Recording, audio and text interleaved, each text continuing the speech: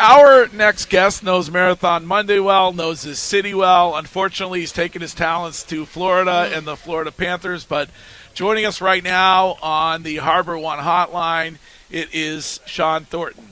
And Shawn, good morning. How are you? Good morning, ladies and gentlemen. How are you?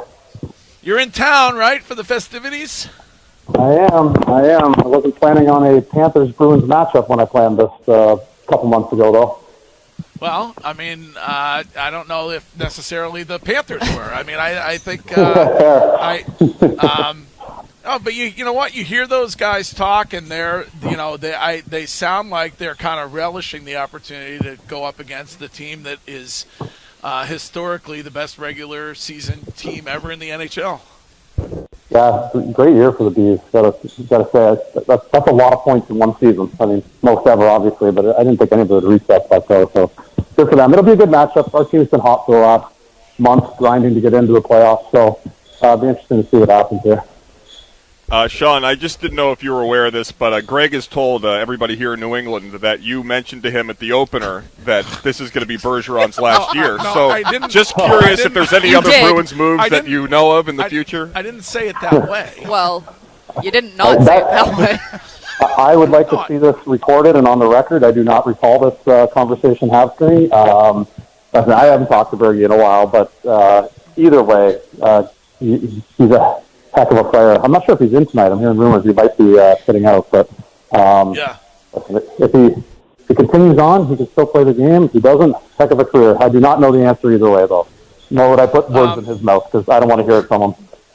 No, you and we were speculating briefly. It's okay to speculate. Don't worry. Backtrack. You don't have to. That's what you guys get paid to do. Speculate for 4 hours straight. Yeah, I get it. You don't have to be afraid of your captain. He's not your captain anymore. Everything's okay. Don't worry about it. But if he, I mean, we like to deal in what ifs around here for 4 hours, as he said. But if he's unable to play tonight or this series, can you not go back and wonder why he was playing on Thursday night to finish the season in Montreal? That's a heck of a question, but I didn't watch that game, so I didn't even know he played Thursday. So knowing him, I don't know what's wrong with him, but I've seen him play through when I was with him, play through injuries that most humans would have been in the hospital with. So I wouldn't count him out. But Shawn, it was in Montreal, and so speculating, a lot of people think that he just wanted to play in front of Montreal one more time. Could you see him maybe saying to Montgomery, saying to the other guys, no, let me go out there, I want to do this? Maybe. I don't really know. What the type of person he is, I think he approaches the game every single day the same way. So whether the game is a very meaningful or lacking meaning as far as points and stuff, he's never seemed to approach any game differently. So I think it'd be out of character for him to just say, oh, well, this one means nothing. I don't need to play on this. So, I mean, there could be a multitude of reasons, but I just know that he practiced like it was Game 7 of the Stanley Cup Finals every time. So not in his DNA, really, to take one off. So we know here very well. Panthers make the playoffs. What's it like down there in Florida? Everybody puts the boats away and gets ready to get in front of the TV? Yeah, I hope they show up to the arena and get in front of the TV, yes. We're up year over year. We had over 16,000 on average this year. We're pacing to sell out our first 2 games for sure. So Panthers has been a pretty hot ticket. I mean, with last year's success being the best team in the regular season, us, putting on a pretty good show every night, it's a pretty exciting team to watch. There's definitely been some buzz in the market, so we're looking to take advantage of it. How do you handle something like this? Like, is your heart and head in different places? My heart and head is exactly where my paycheck is all time. Has been since I was 20 years old. I was a Leafs fan, then I was a Blackhawks fan, then I was a Ducks fan, then I was a Bruins fan, now I'm a Panthers fan. Shawn, talk about though, like that was not the answer I wanted, Shawn. By the way, Wiggy's a guy who played in a Super Bowl against the Patriots and was rooting for the Patriots. Just to be clear, that's different. I grew up in Boston, Shawn, as a Pats fan, so there was a little small piece in my heart. But what's it like for you though to be part of the Panthers organization, to know that, like, if you guys are able to come out with a victory in this series and be able to beat a team that had such a historic run all season long, what would that potentially do for your franchise, your fan base, and a great opportunity that you guys have to be in the position that you're in? Yeah, I mean, it's huge for the franchise, right? It would make a lot of noise. It would definitely help me with ticket renewals and marketing partnerships and foundation and community outreach, all the things that I oversee. As a player, I mean, I'm not out there anymore, so I have zero control on what actually happens on the ice anymore. But for the organization, it would be monstrous for us to pull this off. When you look at this Bruins team and what they did during the regular season, are you somebody who says that it is hands down the best ever, or are you somebody who says you have to look at the era and what the 76-77 Canadians did without overtime, without 3-on-3? Yeah, I thought about that. The new format, obviously, you can pick up points and losses, and that wasn't the case back in the 70s. So, I don't know. There's a lot more parity in the league nowadays, too, so you can make the argument either way. But listen, both teams could probably look themselves in the mirror and feel just fine about the regular season they had. Shawn, you were a guy, I know you listed the number of teams you played for, and your allegiances always lie where you're being paid, which is a very smart tactic. But you embodied what people here love in their athletes, that you were a guy that was a fan favorite, maybe not the best, most talented player on the team, but obviously getting into scraps and to, knowing your role. But what was it about Boston that you think made people gravitate to how you played hockey? It's a fairly blue-collar fan base that appreciates work ethic.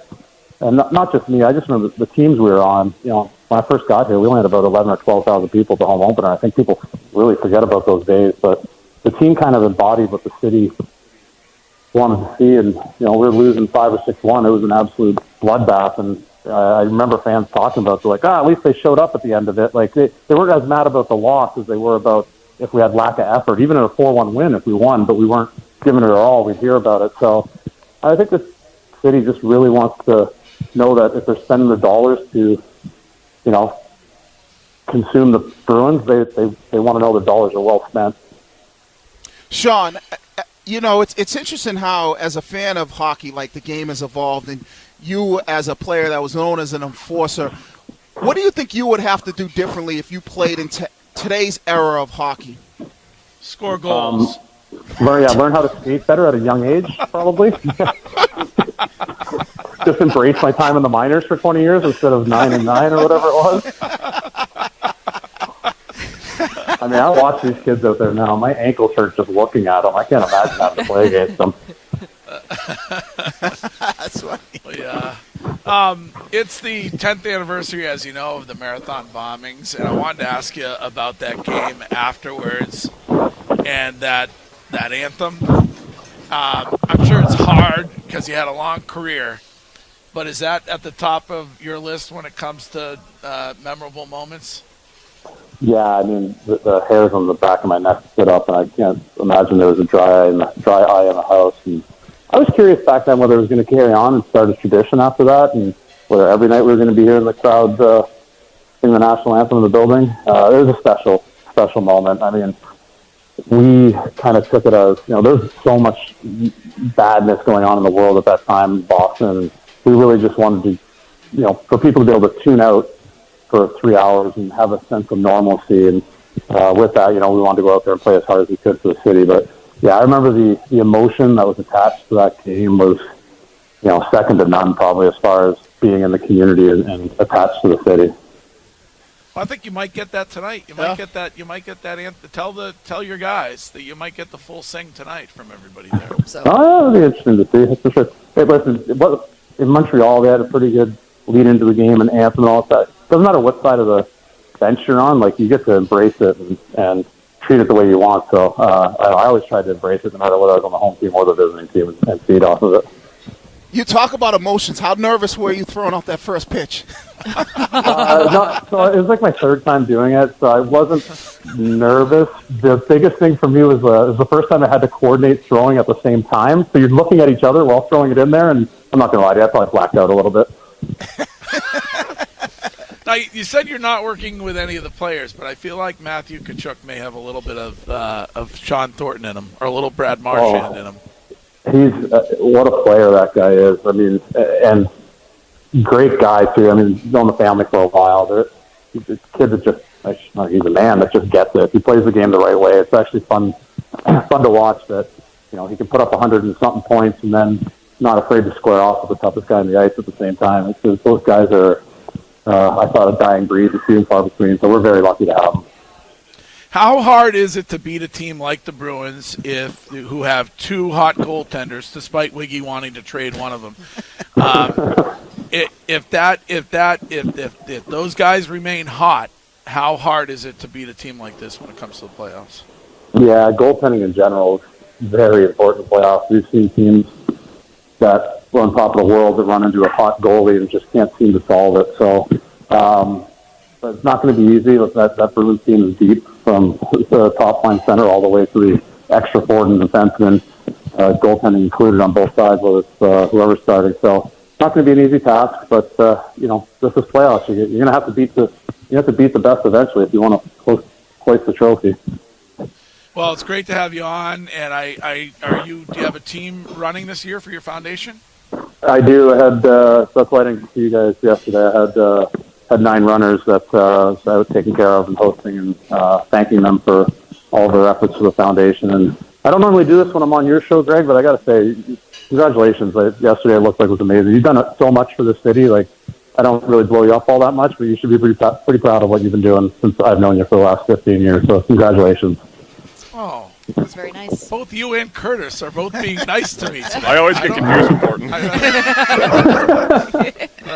Well, you're the rare breed of guy who was willing to do everything that anybody ever asked, and so we miss you around here. I think your leadership was really, really important to the Boston Bruins, and we're unfortunately you're the enemy now, so we can't really say that much great about you, but. That's fine. I embrace it. I embrace being the heel. Let's go. Well, we see you. Come over here. Come join us at Capital for one this afternoon. You know what? I might. I'm going to the Sox game here in a bit, and then maybe I'll pop over after. All right. Well, it's great to talk to you. And you too. We won't say. Oh, rumor has it you guys already signed up for the golf tournament too. So thanks.